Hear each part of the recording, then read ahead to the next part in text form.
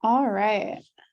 It is 1 o'clock, so we are going to kick off this month's webinar, the second in our series this year, and also the second in our content marketing series this quarter.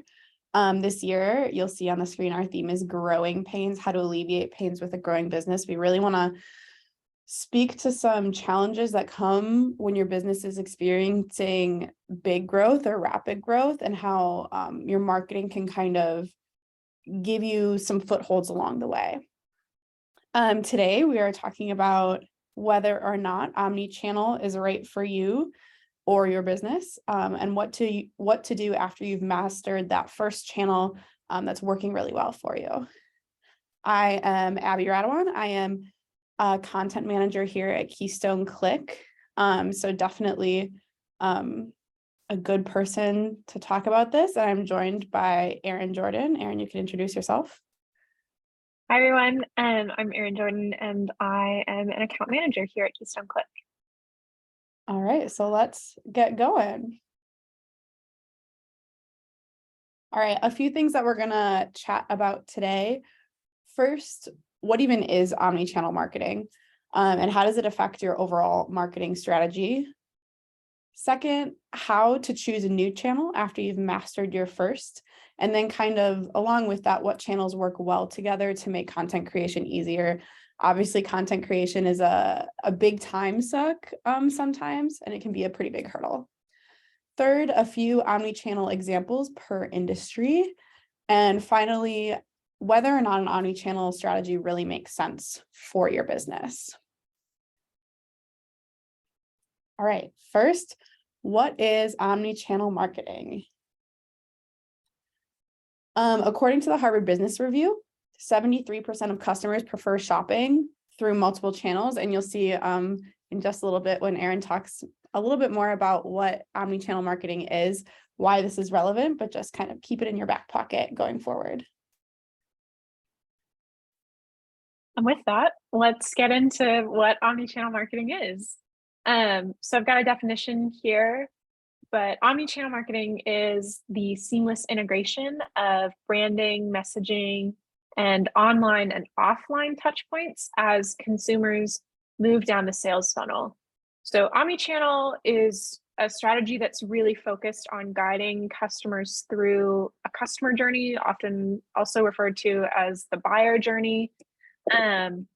And that's where omni-channel differs a little bit from multi-channel marketing. Multi-channel marketing is really just focused on the channel specifically and converting on that channel, whereas omni-channel not only is considering a couple of different channels, but it's about being consistent across those channels and understanding that consumers are often finding you a couple of different ways and evaluating you on each of those ways to move to the point where they want to work with you. So the rest of these bullet points here are just about some ways that omnichannel marketing can be successful. It's really about, again, that consistent, identifiable brand, having personalized messaging based on your audience's interests, and content that is informed by the current stage of the customer journey. So the content that you're putting out on that channel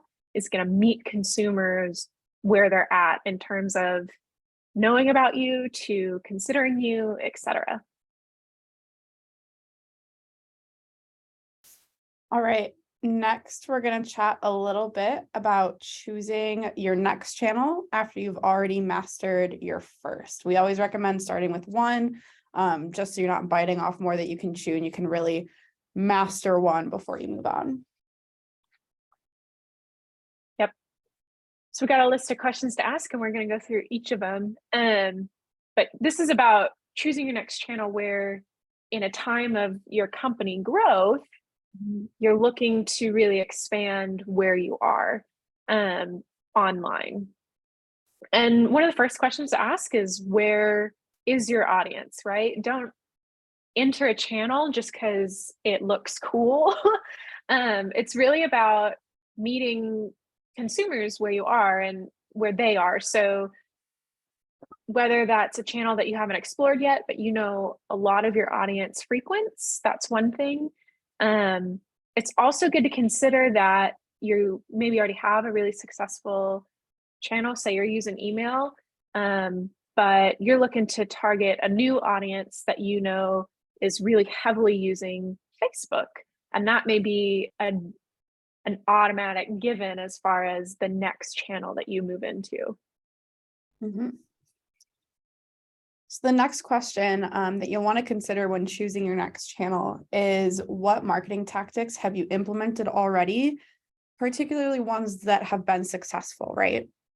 So if kind of what Erin was just saying, you're trying to break into a new audience, maybe that's something very different from what you're already doing.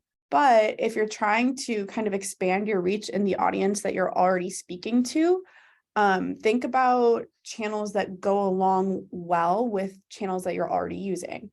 For example, you're using Facebook, an easy next channel is Instagram, right? Because obviously they're owned by the same company, but also that linking is really easy, and the same types of content work well on both platforms, and you're kind of telling a similar story for users on both platforms. So definitely take into account what you're already doing that's working and kind of how you can expand that further.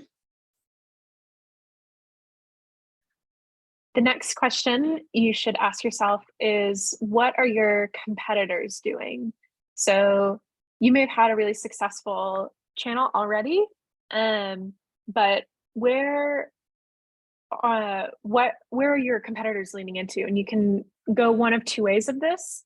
Either you evaluate and it's important that you are also on that channel, right? So when people are interacting with your competitors, they're also finding you and your content. The opposite approach to that, but one that may still be really valuable to you, is seeing what channels your competitors are not leveraging and leaning into that one instead. The only thing with that, to go back to the first question, is if you lean into that new channel, you need to make sure that you know your audience is there. Absolutely. Mm-hmm.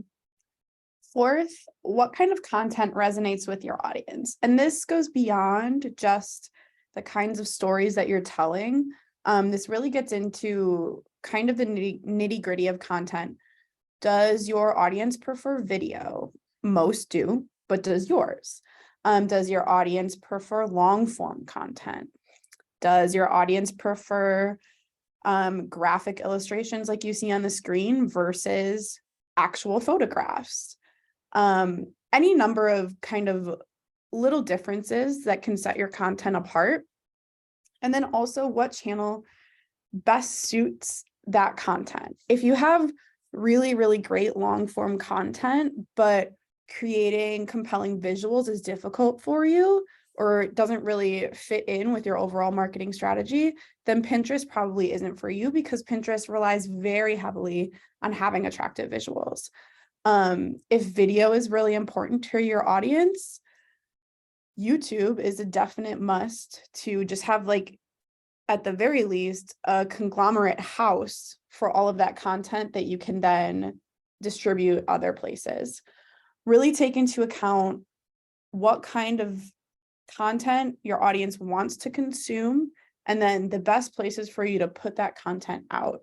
Again, of course, that taking into consideration that first question, making sure your audience is already there, you're very unlikely to be able to drive your audience to a new channel. So just audience first, of course. Yeah, 100%. And finally, as we've got an awesome soccer player scoring a goal, what is your overall goal? I'm really considering, with your business objectives, how we're framing this is your goal is company growth. And that really ties into, how do you get new prospects? How do you have a new list? And when we talk about individual channels, we want to make sure that this channel fits really seamlessly at a point in the customer journey where you feel like you're not leveraging it to the best of your ability. So if you've garnered, let's say that you've had a lot of success with your blog on your website in people moving forward with you. They say like, I would love to do business with you. I was sold when I read all the information you have on your website and really felt like this was going to be a good decision. So you've got your kind of like consideration decision stage down, but for more broader awareness, how to bring people to your website, that's probably, the next step in your channel to go to next. And whether that's on a social channel, or you think video is kind of that next progression, you want to be on YouTube, that kind of thing, really making sure that your channels are at the same points where your customers are going through that journey. I would also say to that point, Erin, I think often in the marketing world, if you will, we see people who know people who maybe are in their industry or not, who are doing something really cool online, and they're like, I want to be doing that too. That's great that you kind of have the ambition to do something creative and do something cool, because if you're doing something original and creative, that'll always resonate with users. But it's kind of like your mom always used to tell you, right? Like, just because everyone else is doing it doesn't mean you should do it too. Really keep in mind what your next goal is, because you might be at a different point in your business's growth trajectory than whomever else it is that you're seeing that's doing something really exciting or really cool, and making sure what you're doing online lines up with your next step in your growth trajectory. Yeah, that reminds me too, Abby, of a conversation that we've had several of, and that is what success may look like on that channel may not always align with your goal for that channel, right? So what you would maybe consider the most successful YouTube channel has a lot of views, a lot of comments, leveraging that in the way of YouTube success. But does that translate to company success? If more people are finding you, that's one thing, but are they also moving through to the next stage with you?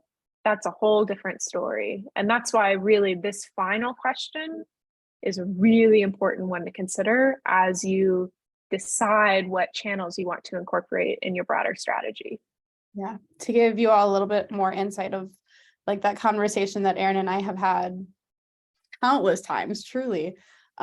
Usually we're having that conversation around TikTok because kind of like what we're beating around the bush about, TikTok is really fun and exciting and new, right? So it kind of gives you those like new school supplies, like it's just exciting and it seems really fun to do. And people do have a lot of success on TikTok and people go viral on TikTok, right? But going viral on TikTok is fairly easy compared to channels of the past, if you will. But if it's easy, does it really matter, right? And does that viral moment mean anything for your business? Because if it doesn't, then it doesn't really matter. Yeah. And that is a great transition to what we're going to talk about next. And some channels that we do want to highlight, especially when it comes to B2B companies and platforms that do really lend themselves to being a part of your broader marketing mix, as it were. Abby, do you want to run through these really quick? I would love to. So B2B, I think, is an especially challenging place to do marketing if you're not used to it, because it's a lot different than B2C, right? Because with B2C, you can say, hey, I have this product, or hey, I have this service that you want, whether you want it or you need it, like you want it. And I can say, hey, look at this pretty thing, please buy it. With B2B, you're not necessarily looking for people to buy your product. You're looking for people to engage with your business in a way that leads to a sale later on, right? That's why we talk so much about the customer journey. That being said, there are a few channels that we recommend that we have seen success with, working really well in the B2B space. Those are LinkedIn, email, and Pinterest. And then we're going to hop into a little bit more about why those are good right now. Yeah. So we've just pulled a couple of stats for you, just so you're kind of aware, and also really to evaluate whether or not it will make sense for your specific company and your business and your identified goals. So first one is LinkedIn. Certainly, I think conversations about B2B and LinkedIn go hand in hand these days. Just some interesting facts for you. Number one, LinkedIn has 875 million members. So it's a growing channel. It's a fairly large channel. Facebook and Instagram are still up there, but LinkedIn obviously has a very different focus, more career and industry focused. And that can often be the place that you want to be as far as having a presence there. Almost 60% of LinkedIn's users are between 25 and 34, and that was actually really closely followed by the 18 to 24 years old cohort.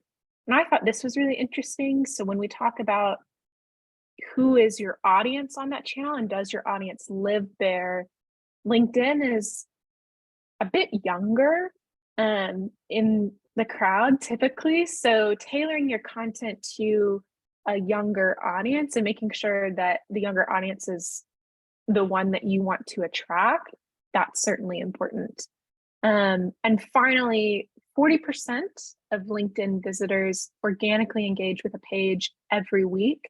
And this was really interesting from the perspective of when we talk about getting people to engage with content and posts on channels, it can be really hard on some of the more traditional Facebook, Instagram, etc.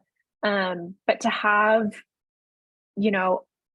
close to half of all LinkedIn visitors engage with at least one page every week, that's really strong in terms of having some impressions and people that engage with you automatically. Yeah, for sure. And if you don't mind me interjecting really quickly, Erin. Of course. Second point reminded me of something I think that's just a really important point to make. When we're talking about choosing your next channel and kind of parsing what makes the most sense for your business and for the marketing strategy you already have in place.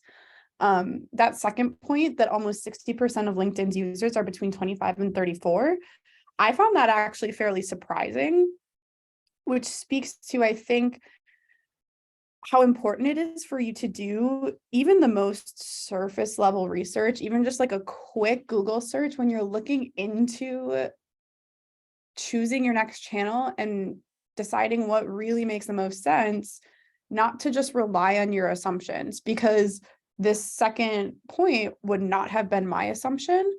And I think it just speaks to how important doing that base level research is, just to make sure you're really making the most informed decision.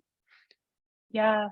And I think with that too, there's a great point in there of this changes pretty frequently, right? So in the same way of what the Facebook demographic, quote unquote, used to be, I think it's very different in this day and age than it was. And LinkedIn is very similar to how it's being used now. So that's something to consider as well, is obviously as you're just getting started, finding the most recent data you can, but every couple of years, continue to evaluate, is this channel right for me? Are we seeing the return on this channel that we want to see? Is there anything new or different that we should be implementing to remain current on this channel. That's some great tidbits there. The next channel we're going to talk about is email, and email sounds so simple, but these days when we say email, we also are meaning email automation too, and having some emails that are heavily designed and curated with content, being a real value add to your prospect list or your client list. So a couple more fun facts for you here. 79% of B2B marketers find email to be the most successful channel for content distribution. You heard me say that as I introduced it, but that creating long form content can be really valuable to your audience as long as you bring it to them in a way that they want to engage with. So you work really long and hard on a white paper, and it's got all these great, valuable resources and information relating to you and your business. And, you know, nearly 80% of people are finding email to be the best way to have people to read that white paper. So I thought that was really interesting. I would also, I threw in here, B2B marketing emails see a 23% higher click to open ratio than B2C. So when we think about all the emails that we get in our inbox daily, the ones that we're more likely to click on can be related to the B2B space. And speaking of getting people to click on your emails, when we start talking about automation, one of the things that can really help with your open rates and your click-through rates are personalized emails. They can deliver up to 6 times higher transaction rates. In particular, emails with personalized subject lines get a 26% boost in open rates. So just some ways to include their name, include their age, tailor the content a little bit for if you know how old they are and you're writing an email, tailor that content a little bit versus, you know, an audience where you've got a little bit of an older audience member. Just some things to think about here, but it's certainly a channel too that once you've successfully leveraged one, this one continues to be really successful for B2B companies. I would say also email lends itself really well to being a second channel that you tackle, especially if that first channel that you've chosen has garnered a lot of brand awareness and you've kind of built up an email list. This is what you do with it, right? You have people's contact information, you have a list of prospects. This is the next step in the customer journey, and the next step for your growth. And it's really good for not just kind of warming up leads or keeping leads warm and moving them through to a transaction, but also really good for keeping your business top of mind with your audience for that repeat business down the road. Yeah, absolutely.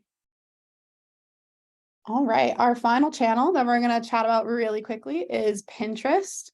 Got a lot to say here. I think Pinterest is kind of, I would say, overlooked as a marketing channel, but it can really haul a lot of weight, especially in driving traffic to your website. So let's get into it.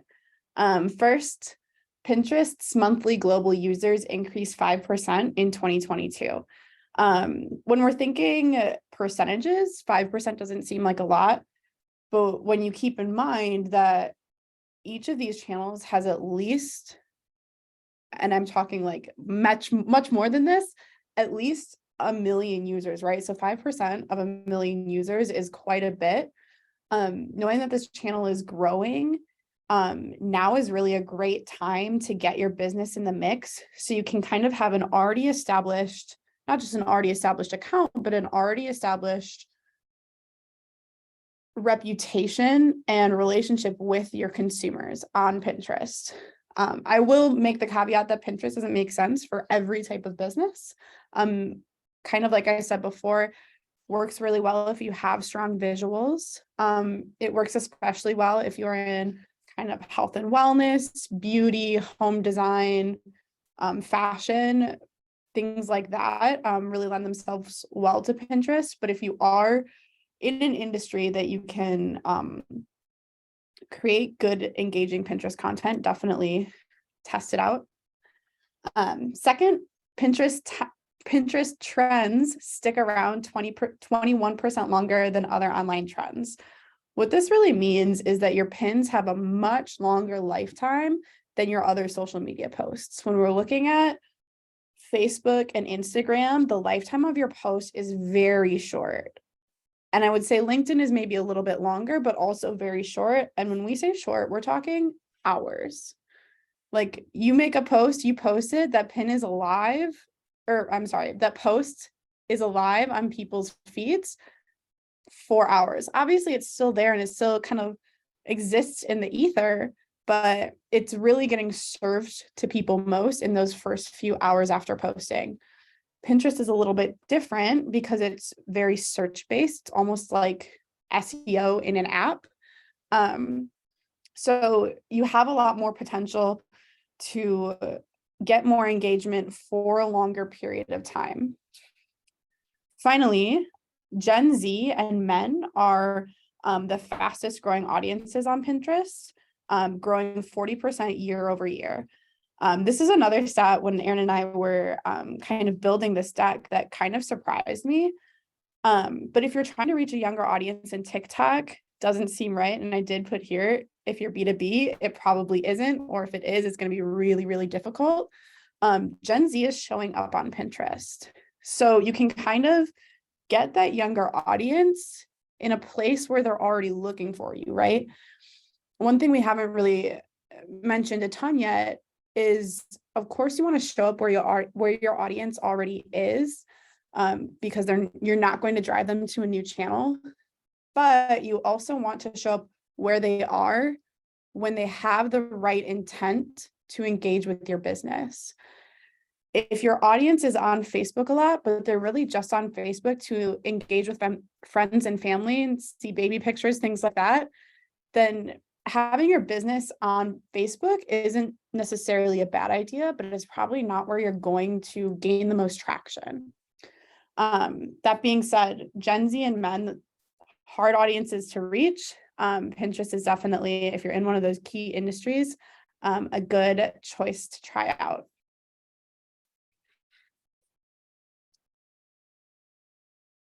All right. All right. That brings us to about time, but we left this open too, just in case anybody was interested in a channel that we didn't talk about, or just wanted to know if a certain channel would be good for their industry.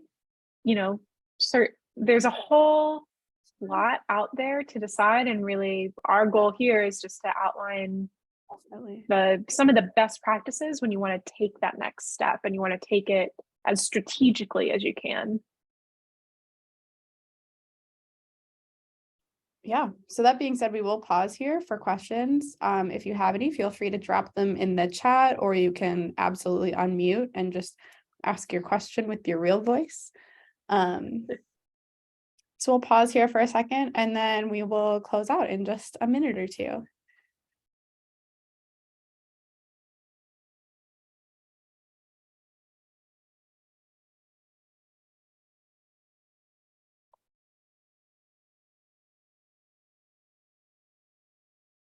I do want to be mindful of everybody's time, and we try to keep our webinars to a half hour. So if you think of a question later and you want to reach out, you can always reach us. We're going to have our contact information here.